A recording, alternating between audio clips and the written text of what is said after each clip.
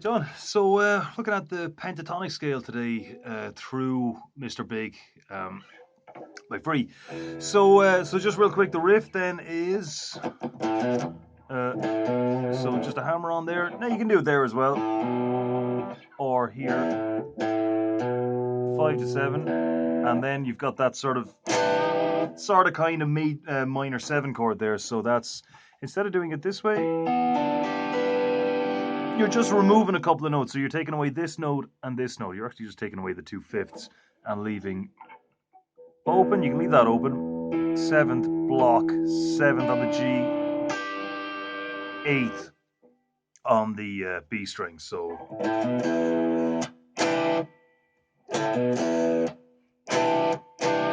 there's the riff, and then so we're talking about this power chord here that you can do, and you can leave in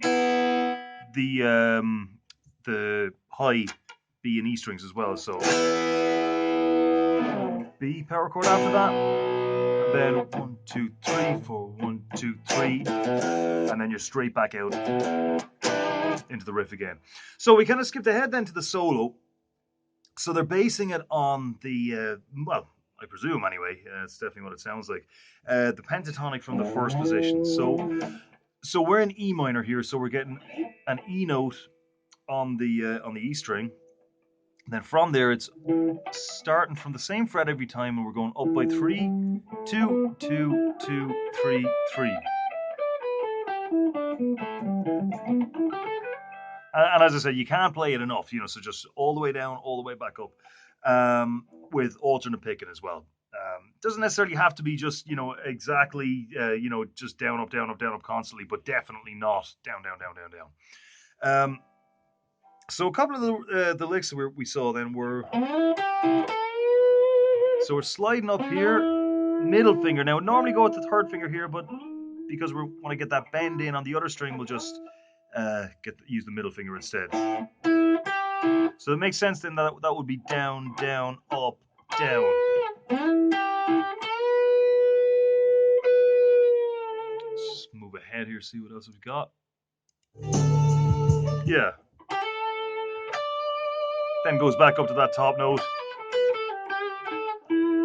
And so I wouldn't worry too much about the specific solo here. It's really kind of where they're getting it and what they're doing with it, right? So we've got hammer-ons, pull-offs, slides, and then of course bends as well. So we're talking about doing bends. Generally, you want at least 2 fingers on the string, if not 3, right? So you wouldn't. You can get it up there, but you've got way more control over the string when you've got more fingers on it. And as well, with this sort of stuff, particularly if you've got a high gain signal, that's a bit of overdrive on that now. But if you're dealing with that kind of thing, you literally don't have to do anything, and the thing just starts ringing out. So you got to be on the strings all the time. Right, so even if I hit all of them, it's only the one I want to hear is going to ring out. Any number of different ways to do it. Just touch it with something, right? So thumb, line your fingers down across it. Instead of standing them up like that, like you normally would with a chord, lie them down. So that way they're out of the equation. If your left hand is too busy for that kind of thing, then get the right hand in there, and just touch whichever ones you don't want to hear. Basically, it's important to have that kind of control. So one of the other ones we did was that David Gilmour one at the start of the Another Brick in the Wall solo. So that was. Now you see the way I'm not just using my middle fingers. As soon as I start that bend, I'm getting this finger over on it. Then we're coming back down. Or you can do it with the third finger as well. Staccato note there and bend up to it as well. Okay? So another thing to do in this solo as well is... so it's a really, really common technique on the pentatonic where you're bending the top note on one of the strings, and while that's bent, hitting the top note of the next string down as well. Now that's the same fret for these 2 strings because that's the way that the scale is laid out. So if you're going between the B and the G and the B string, then that's going to be a fret up.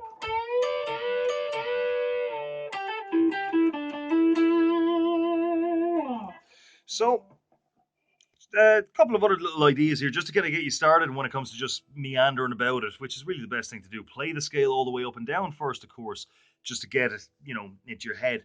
But then just, meander about. So, for example, really typical stuff right there. So we've got the hammer on from the bottom to the top on the D string. Same with the G string. And then a bend up. You could even do it here if you wanted.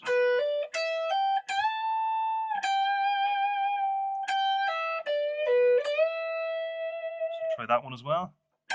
Now, barring is important here as well. Because you've got a big straight line going across here, it makes sense that you would lay it down across, right? So instead of hopping, it'd be a bit more efficient to just go and just keep that one lying down there. It's the same here. You're gonna, if you're pulling back down, we want to lie it across here. And again, if you hit the odd one here and there that you don't mean to, it's the pentatonic scale. It's meant to be, well, assuming you're doing that kind of stuff with it, blues and that kind of thing. It's a bit of roughage. There's no big deal. So we've got.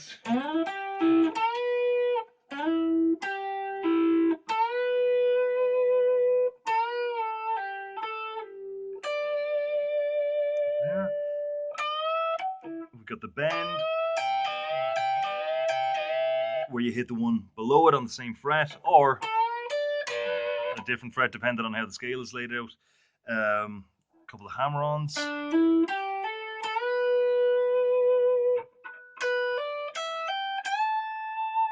Maybe pull off, kind of do the reverse of that. Or, so for example, this one here. But you could do the same thing if you just take the whole thing up a string. Now, and again, account for how the scale is different on different strings. So you wouldn't go. I mean, you might, but if you're sticking to the scale, which is a good idea for now, just to kind of get familiar with it. Back a fret. Okay, so that's the idea. Just string it all together. Hammer-ons. Pull-off slides, and remember as well that you can string them together. So pick, hammer, pull.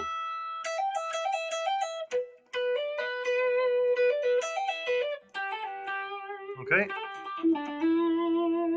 and a bit of vibrato as well. So just explore it, just meander about, use those techniques as well. And as I said, you've got enough of an intuition with this kind of music anyway, that as soon as you're even half close to what it should sound like, you're going to know, and you're going to know how to pursue it and just sort of get closer and closer to that kind of sound. So, but yeah, there's a whole world of stuff, even just in that alone. And remember as well, it's not just, that song just happens to be in the key of E minor, which is, of course, probably by far the most common key for that kind of thing. But, practice it in other places as well. A minor, 5th fret.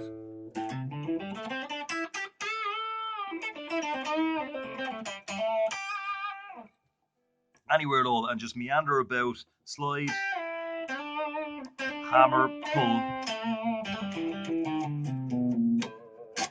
and just see what happens. All right, talk to you next time.